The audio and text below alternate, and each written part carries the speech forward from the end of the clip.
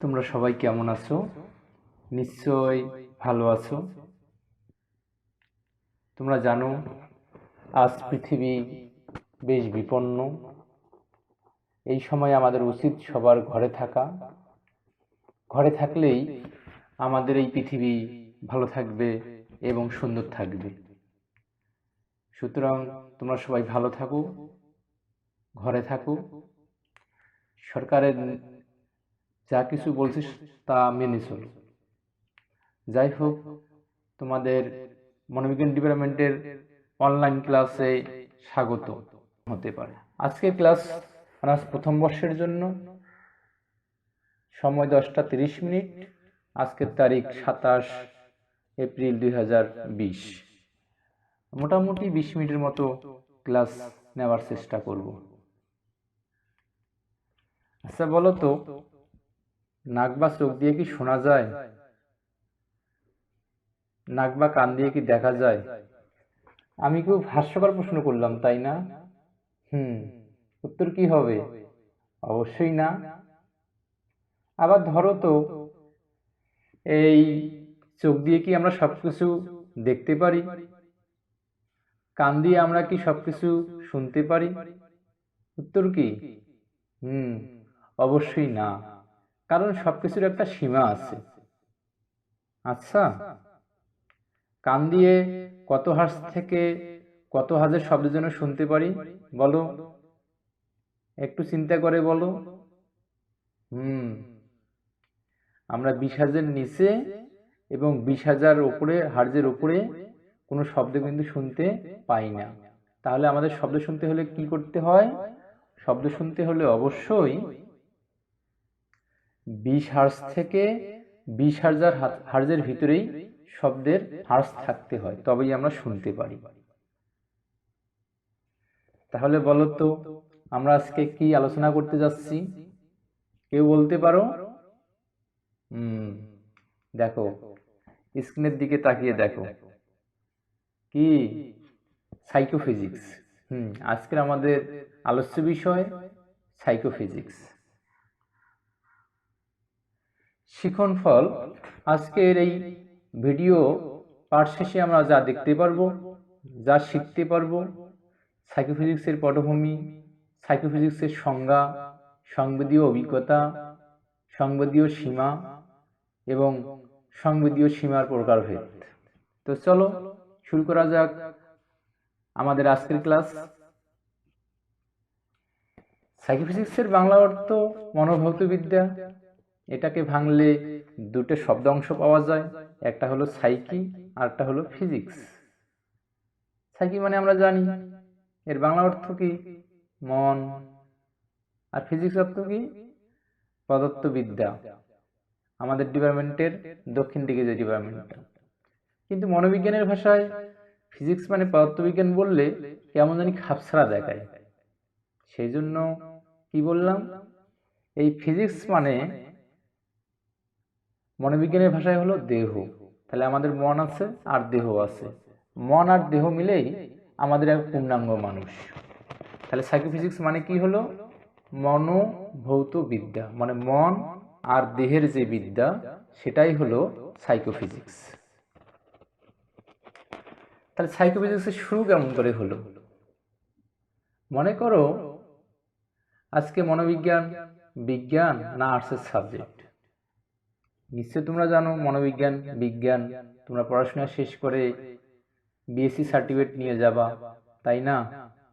তাহলে মনোবিজ্ঞান কি বিজ্ঞান এমনি হয়েছে? হয়নি। কে করেছে বলো তো? একজন বিজ্ঞানী ফেকনার, এর সাথে আরেকজন আছেন, তার নাম হলো ওয়েবার। আসলে কি এরা মনোবিজ্ঞানী ছিলেন? না, মনোবিজ্ঞানী ছিলেন না। তাহলে এরা কেউ পদার্থবিদ, কেউ অঙ্কবিদ, আবার অন্য বিষয়েরও অনেক বিশারদ হলো ছিলেন।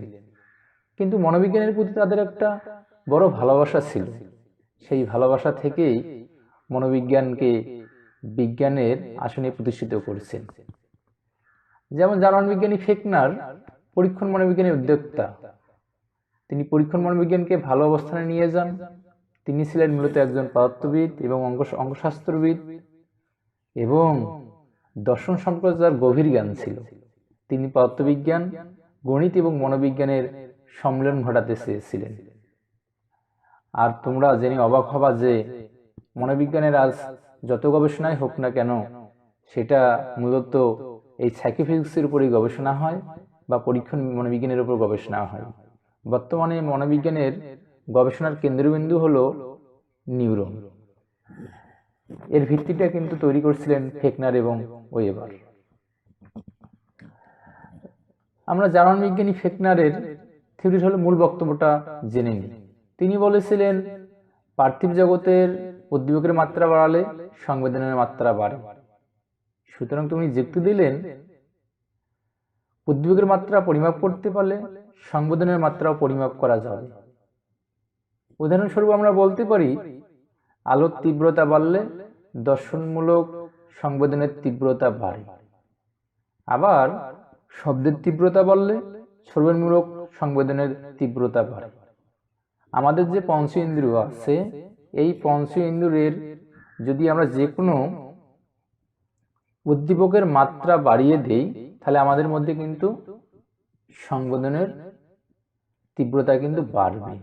যদিও এখানে একটু ছোট ভুল আছে, সেটা আমরা পরবর্তীতে আলোচনা করতে গেলেই বুঝতে পারব। তাহলে আমরা জেনে নিলাম যে উদ্দীপকের মাত্রা বাড়ালে সংবেদনের মাত্রা বাড়ে। তিনি আরো বলেছেন, যেহেতু উদ্দীপকের মাত্রা পরিমাপযোগ্য, তেমনি সংবেদনের মাত্রাও পরিমাপযোগ্য। উদ্দীপক ও সংবেদনের পরিমাপ করা গেলে এই দুইয়ের মধ্যে সম্পর্ক নির্ণয় সম্ভব। দেখো, আমরা জানি যে উদ্দীপক কিন্তু পরিমাপ করা সম্ভব। যেমন 25 ওয়াটের বাল্ব, 50 ওয়াটের বাল্ব, 100 ওয়াটের বাল্ব, তার মানে কি উদ্দীপক আমরা পরিমাপ করতে পারি। বা 10 গ্রাম, 100 গ্রাম ওজন, বা 250 গ্রাম, হাফ কেজি, 1 কেজি, এই ওজনগুলোও কিন্তু আমরা হলো পরিমাপ করতে পারি। তাহলে সংবেদন আমরা পরিমাপ করতে পারি। সুতরাং যেহেতু আমরা উদ্দীপক এবং সংবেদন দুটোই পরিমাপ করতে পারি, সুতরাং এই দুইয়ের মধ্যে আমরা একটা সম্পর্ক নির্ণয় করতে অবশ্যই পারি। আর সাইকোফিজিক্সের মূল বক্তব্যটা হলো এরকম যে উদ্দীপক দ্বারা আমাদের দেহে যে উদ্দীপনার সৃষ্টি হয়, সেই উদ্দীপনার সাথে উদ্দীপকের বৈজ্ঞানিক সম্পর্ক বিদ্যমান। আসলে কিছুক্ষণ আগে আমরা যেটা বললাম, সেই বিষয়টাই হলো এখানে বলা আছে, যে উদ্দীপকের দ্বারা আমাদের দেহে যে উদ্দীপনার সৃষ্টি হয়, সেই উদ্দীপনার সাথে উদ্দীপকের বৈজ্ঞানিক সম্পর্ক বিদ্যমান। অর্থাৎ উদ্দীপক ও সংবেদনের মধ্যে একটা সম্পর্ক কিন্তু সবসময় থাকে। এই যে আমরা প্রতিক্রিয়া করি, কেউ কথা বললে উত্তর দিই, অথবা যা কিছুই করি না কেন, সবকিছু কিন্তু আমরা উদ্দীপক এবং সংবেদনের মধ্যেই করি। তো ঠিক আছে, আমরা পরে একটু দেখে নেই আর কি আছে। সংবেদীয় অভিজ্ঞতা। আমরা পঞ্চ ইন্দ্রিয়ের মাধ্যমে তথ্য সংগ্রহ করি পরিবেশ থেকে, আর এটা অন্তর্ভোগী স্নায়ুতন্ত্রের মাধ্যমে আমাদের মস্তিষ্কে যায় এবং মস্তিষ্কের নির্দিষ্ট অঞ্চলে প্রতিফলিত হয়। সব অঞ্চলে কিন্তু না। তার কারণ আমাদের চোখের জন্য মস্তিষ্কের একটা নির্দিষ্ট অঞ্চল আছে, আমাদের শব্দের জন্য নির্দিষ্ট অঞ্চল আছে, প্রতিটারও অঞ্চল আছে। আবার দেখো, প্রতিটা উদ্দীপকের মধ্যে কিন্তু দুটো দিক থাকে। একটা হলো বস্তুগত দিক, আর একটা হলো মানসিক দিক।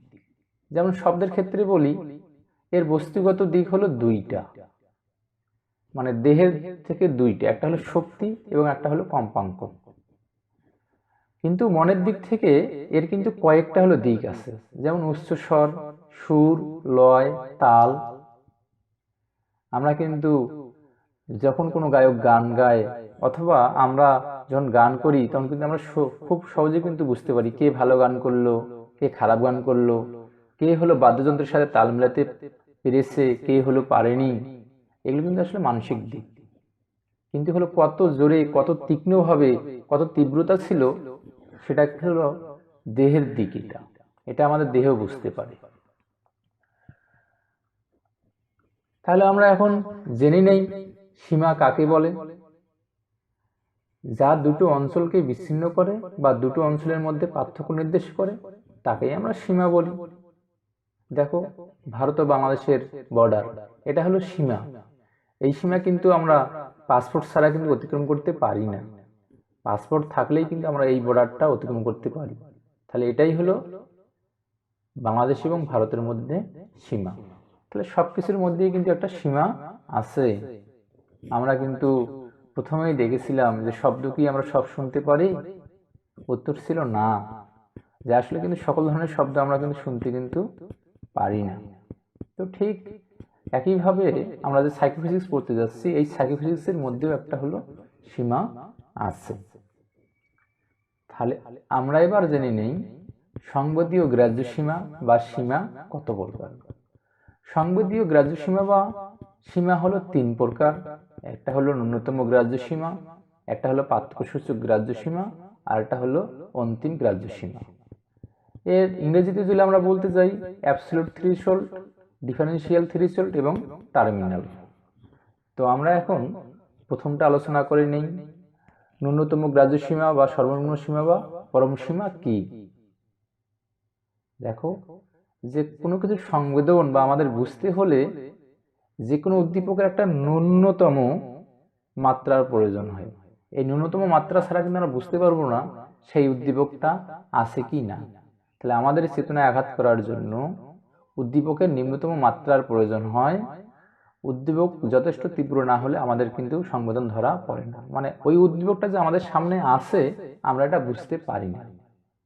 তাহলে আমরা এইভাবে সংজ্ঞাটা দিতে পারি, উদ্দীপকের যে নিম্ন শক্তি ব্যক্তির মধ্যে প্রতিক্রিয়া সৃষ্টি করে তাকে ন্যূনতম গ্রাহ্য সীমা, সর্বনিম্ন সীমা বা পরম সীমা বলে।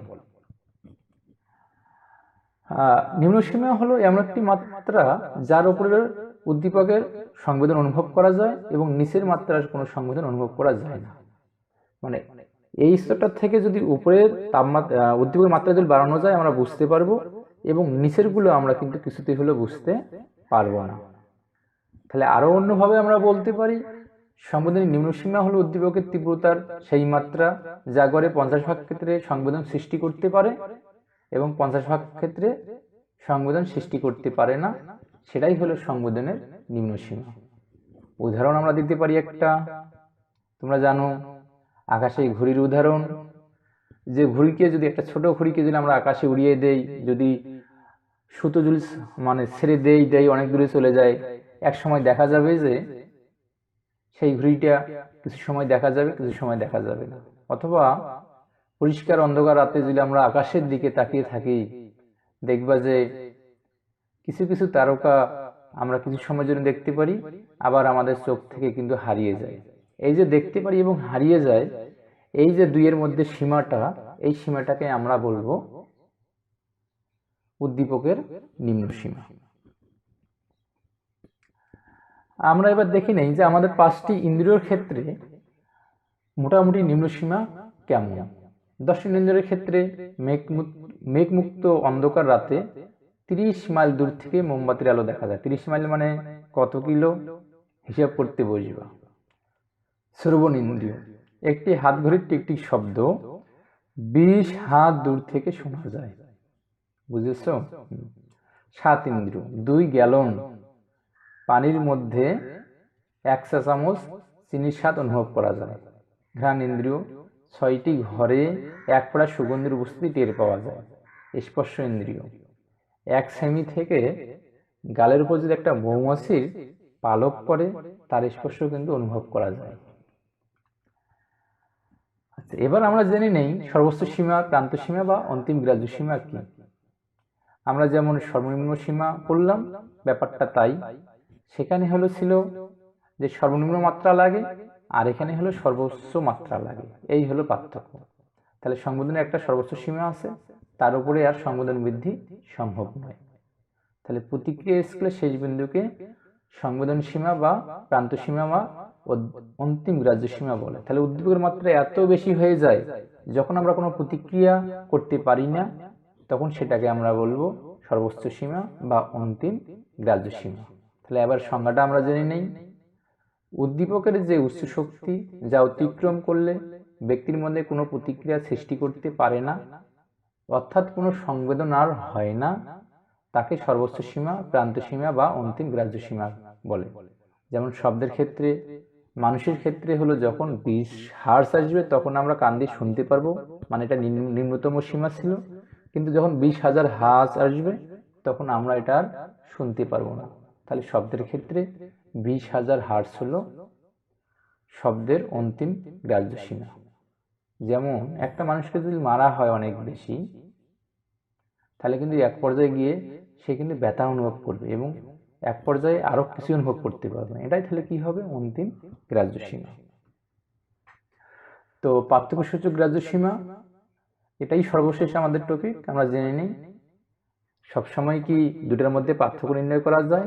যায় না। কিন্তু যখন আমরা দুটা উদ্দীপকের মধ্যে পার্থক্য নির্ণয় করতে পারবো মাত্রার মধ্যে, তখন সেটাকে আমরা বলবো পার্থক্যসূচক গ্রাহ্য সীমা। তাহলে সংবেদনের পার্থক্যসূচক গ্রাহ্য সীমা বলতে দুটি উদ্দীপক শক্তির মধ্যে এমন একটি পার্থক্যকে বোঝায় যা ব্যক্তি অনুভব করতে পারে। যেমন মনে করো যে একটা কামানের শব্দ আর রাইফেলের শব্দ আমরা কিন্তু সহজেই আলাদা করতে পারি, মানে পার্থক্য করতে পারি। কিন্তু কামানের শব্দকে যদি আস্তে আস্তে কমানো যায় আর রাইফেলের শব্দকে যদি আস্তে আস্তে বাড়ানো যায়, তাহলে এমন এক অবস্থা আসবে যখন আমরা কিন্তু পার্থক্য নির্ণয় করতে পারবো না। তাহলে যখন আমরা পার্থক্য নির্ণয় করতে পারি তখন সেটাই হলো পার্থক্যসূচক গ্রাহ্য সীমা। এখানে কিন্তু একটা সুন্দর ওয়ার্ড ব্যবহার করা হয়, যেমন জেএনডি, যে তোমাদের জন্য কিন্তু খুব ইম্পর্টেন্ট। তাহলে জেএনডি মানেই হলো কি? সংবেদনের পার্থক্যসূচক গ্রাহ্য সীমা, জাস্ট নোটিসেবল ডিফারেন্স। পার্থক্যসূচক সীমা হলো আদর্শ উদ্দীপক থেকে ন্যূনতম পরিবর্তন যা শনাক্ত করা যায়। একটা উদ্দীপকের মাত্রা থাকে, ওই মাত্রা থেকে যদি আমরা কম বা বেশি করি তাহলে সেটাকে বলা হয় পার্থক্যসূচক নিম্ন সীমা। যেমন মোমবাতির ক্ষেত্রে, একটা ঘরে একটা মোমবাতি আছে, চোখ বন্ধ করলাম, তারপর আরেকটা জ্বালানো হলো, দেখা যাবে কি আলোর পার্থক্য নির্ণয় করতে পারবো। তাহলে পার্থক্য যদি নির্ণয় করতে পারি যে হ্যাঁ আগের চেয়ে আলো কম বা বেশি, তখন সেটা পার্থক্যসূচক নিম্ন সীমা। কিন্তু যদি একটা ঘরে 1000টা মোমবাতি থাকে আর একটা যদি অতিরিক্ত জ্বালানো হয়, আলোর কিন্তু খুব কম বেশি হয় না, তাহলে সেই ক্ষেত্রে কিন্তু আমরা পার্থক্য নির্ণয় করতে পারি না। তাহলে দুটো উদ্দীপক মাত্রার মধ্যে আমরা যখন পার্থক্য নির্ণয় করতে পারবো সেটাই হলো পার্থক্যসূচক গ্রাহ্য সীমা। এটা কিন্তু আমাদের যে পঞ্চেন্দ্রিয় আছে সব ক্ষেত্রে কিন্তু এগুলো সমান নয়, এগুলোর পার্থক্য আছে। যেমন ওজন ও উজ্জ্বলতাকে হলো 2% হারে বৃদ্ধি করতে হয় বা কমাতে হয়।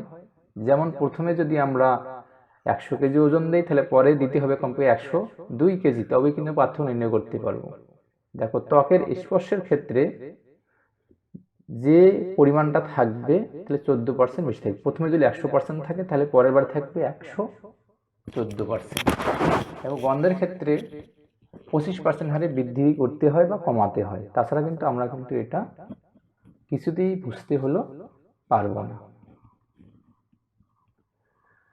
তো আমরা ক্লাস এখানেই শেষ করব। তোমাদের অনেক অনেক ধন্যবাদ। তোমরা যেখানেই থাকো ভালো থাকো, সুস্থ থাকো। আমাদের দেশের সরকারের যা নিয়মকানুন এবং বিধিনিষেধ দিয়েছে সবকিছু মেনে চলো। আর এটাই প্রথম ক্লাস, কিছু ভুলভ্রান্তি থাকতে পারে, পরীক্ষামূলকভাবে কাজটা করা হয়েছে, তো সবকিছুই ক্ষমাসুন্দর দৃষ্টিতে দেখবে। আবারও পরিবার নিয়ে সুস্থ থাকো, ভালো থাকো, আবার দেখা হবে।